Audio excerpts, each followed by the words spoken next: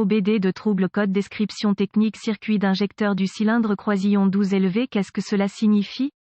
Ce code de diagnostic DTC est un code générique de groupe motopropulseur, ce qui signifie qu'il s'applique aux véhicules équipés d'OBDII. Bien que générique, les étapes de réparation spécifiques peuvent varier selon la marque, le modèle. Le code d'anomalie P0295 est un code générique commun à tous les fabricants, indiquant une consommation de courant supérieure à la moyenne de l'injecteur de carburant desservant le cylindre numéro 12. L'injecteur du cylindre moteur N-12 fonctionne mal ou pas du tout en raison d'un problème dans le circuit. On peut noter que bien que ce code soit commun à tous les véhicules, le pronostic peut varier selon les constructeurs. Par exemple, ils peuvent avoir rencontré des problèmes avec un lot d'injecteurs de carburant ou un autre élément défectueux dans le circuit limité à leur véhicule particulier. Ce type de problème est mieux traité dès que possible pour éviter d'endommager les autres composants internes. Un mauvais injecteur de carburant affectera la bougie d'allumage, provoquera une détonation, affectera également le capteur d'oxygène et le convertisseur catalytique, ainsi que plusieurs autres composants. Connectez-vous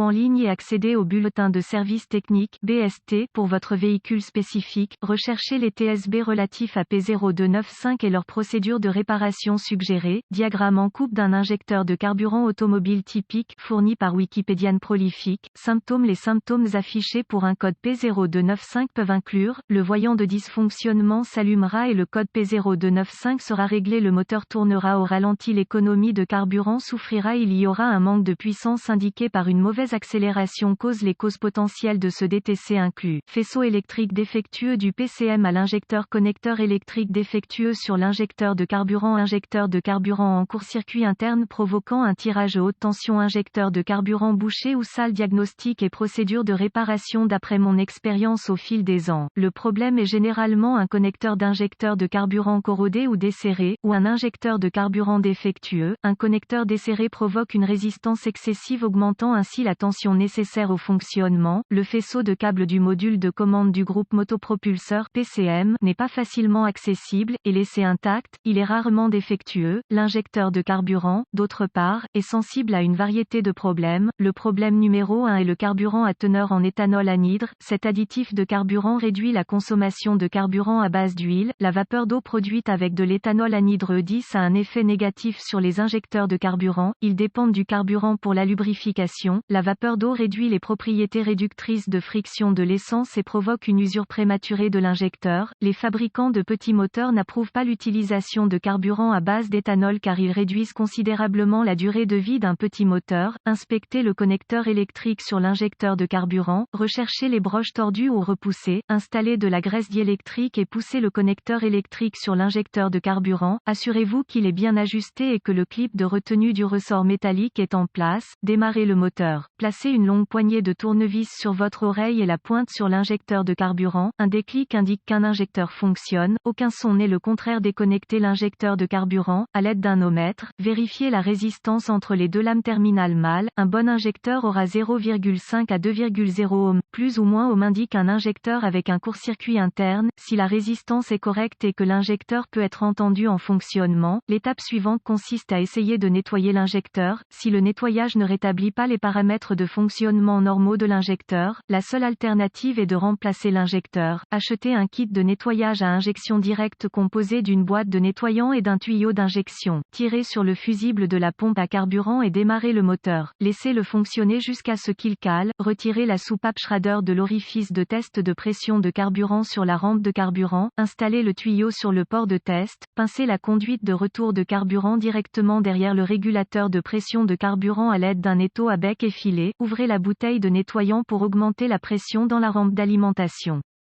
Démarrez le moteur et laissez-le tourner sur la bouteille de nettoyant d'injection de carburant jusqu'à ce qu'il cale. Éteignez la clé et retirez le tuyau de nettoyage du port de test. Installez la valve Schrader. Retirez les poignées de l'étau de la conduite de retour et installez le fusible de la pompe à carburant. Utilisez un scanner de code commun pour effacer les codes de panne. Démarre le moteur. Si le code revient, remplacez l'injecteur.